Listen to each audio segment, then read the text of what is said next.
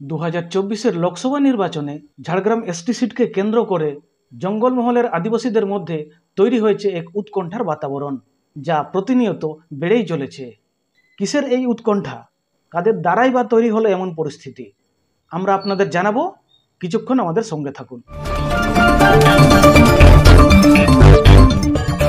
ঝাড়গ্রাম লোকসভা কেন্দ্রটি আদিবাসী সংরক্ষিত লোকসভা আসন। এই সংরক্ষিত আসনকে ঘিরে যারা প্রতিদ্বন্দ্বিতা করছেন তারা হলেন তৃণমূল প্রার্থী লেখক কালীপদ সোরেন, বিজেপির প্রার্থী ডাক্তার প্রণত টুডু, সেকুলার ফ্রন্টের অধ্যাপক বাপি সোরেন এবং শেষে রয়েছেন কর্মী মাহাতো সমর্থিত নির্দল প্রার্থী বরুণ মাহাতো। আর এই বরুণ মাহাতোকে নিয়েই জঙ্গলমহলের আদিবাসীদের মধ্যে তৈরি হয়েছে উৎকণ্ঠার পরিবেশ। কারণ আদিবাসীদের মতে বরুণ মাহাতো একজন ও আদিবাসী ক্যান্ডিডেট এবং একজন ও আদিবাসী প্রার্থী হয়ে কিভাবে আদিবাসী আসনে মনোনয়নপত্র দাখিল করলেন, এখানেই আদিবাসীদের আপত্তি।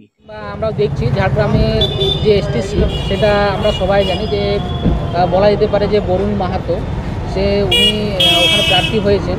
এই বিষয়ে আপনি কি বলবেন, যদি একটু বলেন। আপনারা জানেন পশ্চিমবাংলা এই কয়েক বছরে ফ্যাক এসটিতে ভরে গেছে। সেই ফ্যাক এসটি ধারিয়ে একজন দাঁড়িয়েছেন, কন্টেস্ট করছেন ঝাড়গ্রাম আদিবাসী সংরক্ষিত সিটে। এটা আশ্চর্যের নয়।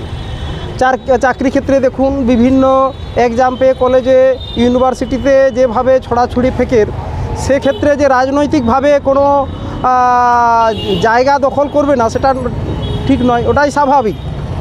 তো এটার জন্য আমরা আদিবাসী বিভিন্ন সংগঠন একযোগে ইউনাইটেড ফোরাম অফ অল আদিবাসী অর্গানাইজেশন আমরা সিদ্ধান্ত নিয়েছি আগামী 18 তারিখ এর একটা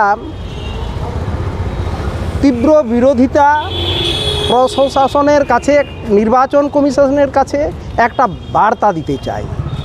আমরা জানি নির্বাচনী প্রক্রিয়াতে কোনো সার্টিফিকেট যদি ইস্যু হয়ে থাকে, সে রিটার্নিং অফিসার ডিএম সাহেব হন আর যেই হন, উনি ক্যান্সেল করতে পারেন না।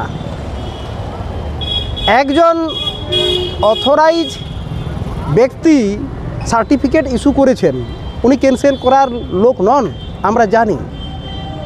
তবে এই বার্তাটাও আমরা জনমানসে দিতে চাই।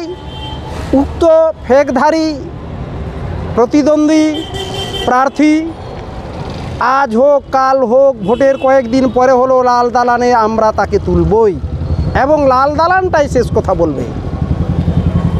এটার খেসারত উক্ত ব্যক্তিকে বইতেই হবে এবং যিনি ইস্যু করেছেন তাকেও তার দায় নিতে হবে। এইটুকুই আপাতত বলছি। আগামী পদক্ষেপ আপনাদের কি হবে? এনারা তো দাঁড়াচ্ছেন, আরও তো অনেকেই দাঁড়াবেন, এটা দেখে তো অনেকেই আবার হবে, তাহলে এটা বিষয় কী বলবেন? 2014 উক্ত লোকসভা কেন্দ্রে হিরণময় মাঝি দাঁড়িয়েছিলেন।